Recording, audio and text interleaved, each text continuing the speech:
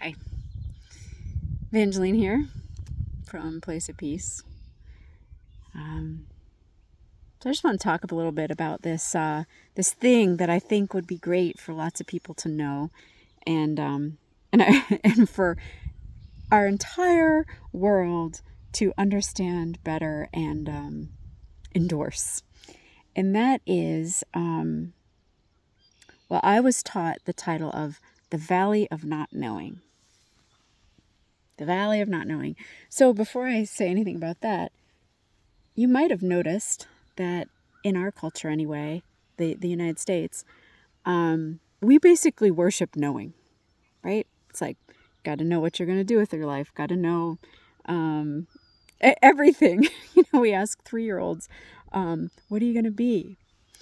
And I'd love it if 3-year-olds said something like, well, I want to rest in the field of vast simmering potentiality for as much time as I can in my life. But we don't really teach them that, do we? It's like a fabric in our culture that it's you need to know, right? You need to know things. Okay, there's certain things that are good to know, and there's certain times when you really know something. But the need to know something before you know it is all ego and all AKA trauma material, ancestral lineage of trauma, etc. That, like, say you don't know something and it's like, I gotta figure it out. That is not helpful. Not ultimately helpful. Because if you can feel that energy, it's like it's based in fear. And it isn't an open energy that's available for insight. That energy, that, like, I gotta figure it out, I gotta know, is it's all coming from the conditioned thinking, right? So anything that's like not clear inside of you, that conditioning that you've had your whole life, like that, I got to figure it out, is coming from that. And so what happens when you figure things out from that position of like, okay, I have to figure this out, or however your particular voice says it, right? It might be different for different people. That is going to include all kinds of like chunks and unprocessed stuff from your past. And so, for example, a big area of valley of not knowing, or big unknown, say you lose your job, or you get a divorce, or you lose someone close to you. Those are big ones. But there's many that I'm not mentioning here. Those events will put you in the valley of not knowing. Like, I don't know how I'm going to make a living. I don't know who I'm going to spend my life with. I don't know how to function as a human right now, So what we do in our culture is, as soon as we get into an area where we don't know, there's that right away we try to start figuring it out with our mind. And the problem with that, and you probably, I'm sure you can find these places in your life where you've gone into a valley of not knowing. The problem with figuring out the things with our mind, or coming from a fear position, even if it's quite unconscious fear, like hidden under a lot of rationalization and logical thought, the problem with that is we tend, like, either you or of people who've like perhaps gotten out of one job, because say they were fired, say they were laid off, say they left, and they want something different, right? It wasn't fulfilling. So often, so then they're in that valley of not knowing. So often, if they kind of like don't give it enough time, or don't know this teaching of the valley of not knowing, the next job they get will be like suspiciously like the previous job, right? And that's just what happens when you're not taught how to relax and let that valley of not knowing do its work. And the thing is or you leave one partner, and lo and behold, soon after, there's another partner that is like quite the same, right? It's like you've gone from one valley, one side of the valley, to the other without like spending enough time in the not knowing. And so it's just the old is remaking itself in just a slightly different version. I hope that's clear. I think it probably is clear. And so the benefit, the great gift of a valley of not knowing, if you kind of know some of the things about how to work with it, is that it's a time, and it can be that valley of not knowing, you never really know how long it's going to take. That's one of the things we have to release, is the timetable on it. It has the potential to allow like that old thinking to really like decompose, disperse, dissolve, and then some sort of transformative new action or way of being or opportunity is able to like grow forth once the old thing is fully decomposed. And this thing, so that could be the other side of the valley, right? This thing that is asking to come forth and be transformed is it has a couple like what I could like to call energetic signatures. So when you let yourself be in that valley of not knowing, and I'm going to tell you how to do that in a minute, but when you let yourself be in that valley of not knowing, the thing that then comes forth eventually has this energetic signature of like, you didn't think of it. It's almost fully formed and actionable like now. And it's like, yeah, it's fully formed. Like it's there, all the pieces are ready, and then you just step into it. When I first heard this Valley of Not Knowing teaching, I would and I really went for it. I had this image of like you're out at sea, right? And there's just nothing.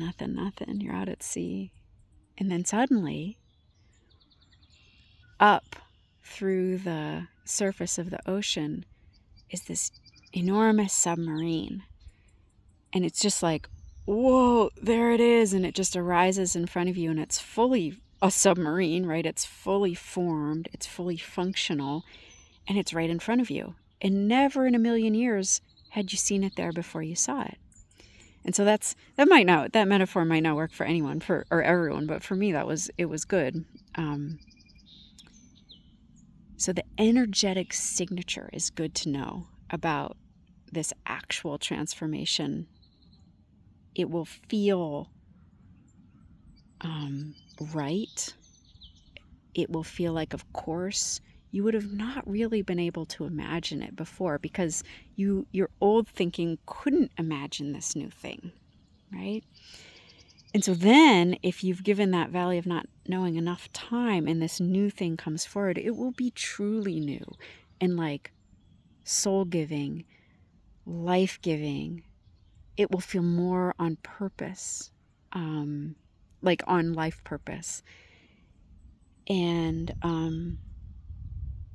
so like good, it's all good things. And okay, so here's, it's a whole study in itself, but here's some like quick teachings on the Valley of Not Knowing. Like how to, right? How to be in the Valley of Not Knowing.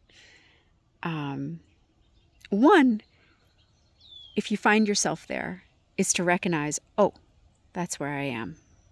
And just that is so powerful. Like, oh, I must be in a valley of not knowing because I do not know what to do, what to think, you name it, whatever you don't know. So first, you recognize I'm in a valley of not knowing.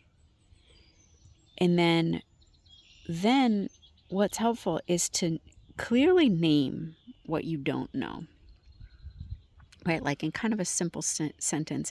And sometimes there's several sentences, but it's nice to just start with one. Like, say you've just left a job and you don't know what your next livelihood's going to be or how you're going to support yourself. You would say, I don't know how to make a living. And the idea behind that, what you're stating that you don't know, is you're feeling into the truth, like right now, before the mind starts going and trying to figure out, right now, the truth is that you don't know. Whatever that thing is, I don't know how to make a living. And then full stop. Right? You can almost feel the inertia, like we have so much inertia to figure it out. Don't do that. Full stop with the thing you don't know. And if you've done work around, or if you're inspired or driven by the truth, truth with a capital T, recognize that right now, that is true, that you don't know that thing. Sometimes we can be like, what's true? I want to know what's true. And then we're given this great truth, which sometimes is, I don't know. And we just want to chuck it away, that's not the truth I wanted. But give it its due, give the truth, give yourself to that truth. See if you can relax your nervous system there. See if you can just pause. I don't know how to fill in the blank.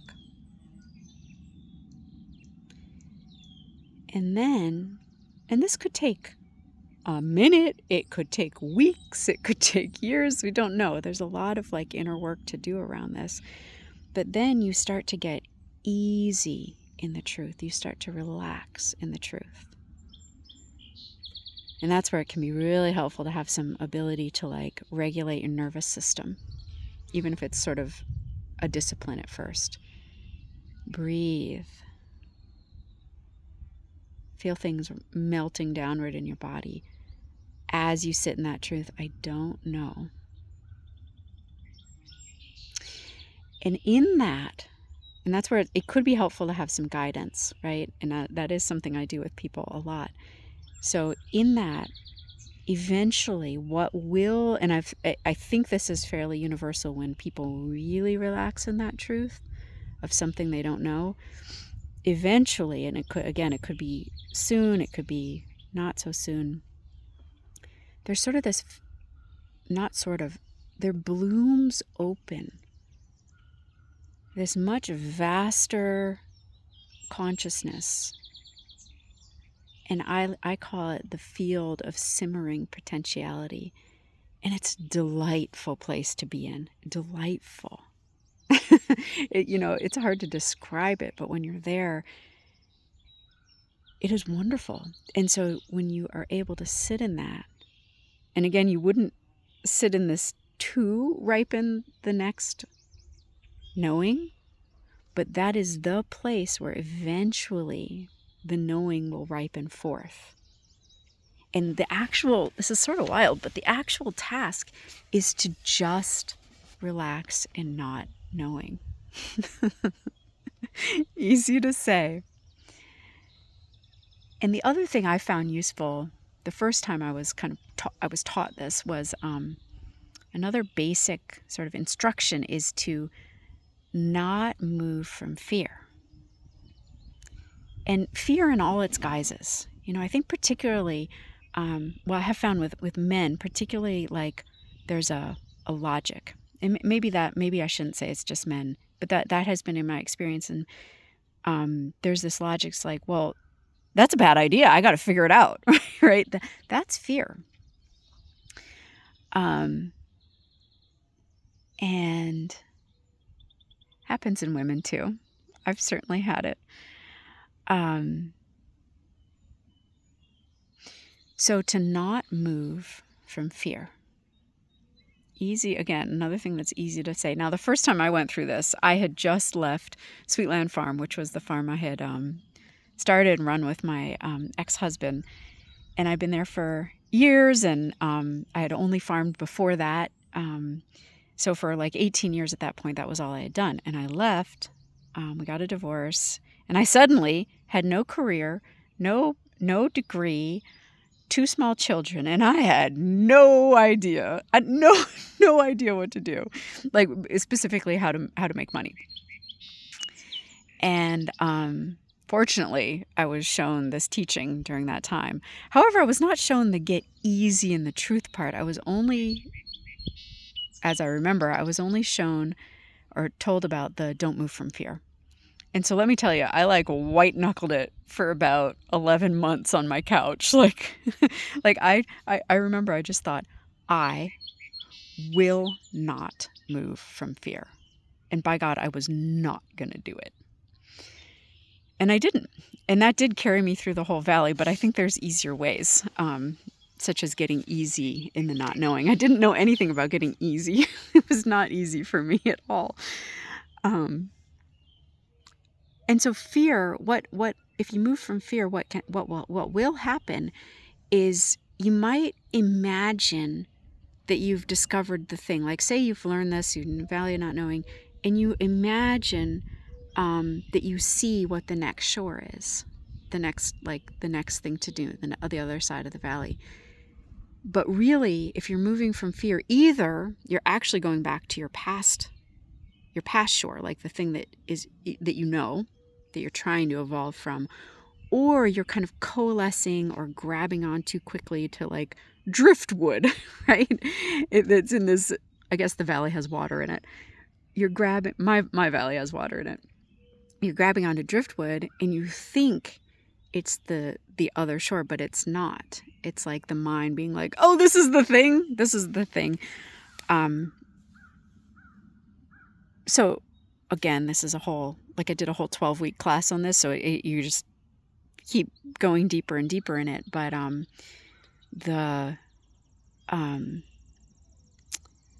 you learn, and I'm sure that most of you know the energetic signature of a thing where it was just like, oh, this is what I'm going to do. And it worked out beautifully, right? That's got an energetic signature. Whereas when you coalesce too quickly on the other shore or this driftwood, it doesn't have that same energetic signature. It doesn't just arise. It doesn't feel like, oh. And it's usually not like fully formed and actionable. And it's usually, if you look under the surface a little bit, a lot like where you came from. But that takes time, that takes time and discernment. So, yeah, so that's why it's quite a thing to learn. Oh, and the other thing, being a little out of order here, but another thing to know is that, like I said, our culture does not value this valley of not knowing. And so many people you meet, if you're really like entering into this and saying like, okay, I want to learn to relax in the not knowing and let something, truly new bloom forth in my life, a lot of people are going to not support you, right? And they're well-intentioned, but when I was first out from the farm, I know a lot of people in my smaller town, and people would say, and they all knew me as a farmer, right? And they would say, "Oh, what are you doing?" And I would just sort of like, I would be embarrassed by it, like, well, I don't know. And that it depends on where the person's at. Either the conversation would quickly end, or they'd be like, oh, and like want to help you figure something out. It would just depend on what, where they were at with not knowing. But, it is somewhat unusual of a thing to do. So I was working with a client today on this Valley of Not Knowing, and she had this great idea, which I've never thought of, which is to call it, I'm on a journey of not knowing, which I love that because it sort of pulls in a little bit of knowing. Like in our culture, we know what a journey is, right? We're really familiar with the hero's journey. And so to call it a journey of not knowing gives people a little, like it gives them something to grab onto and be like, oh, okay, good. Okay, you're on a journey. So I like that. I think I'm going to use that, on a journey of not knowing.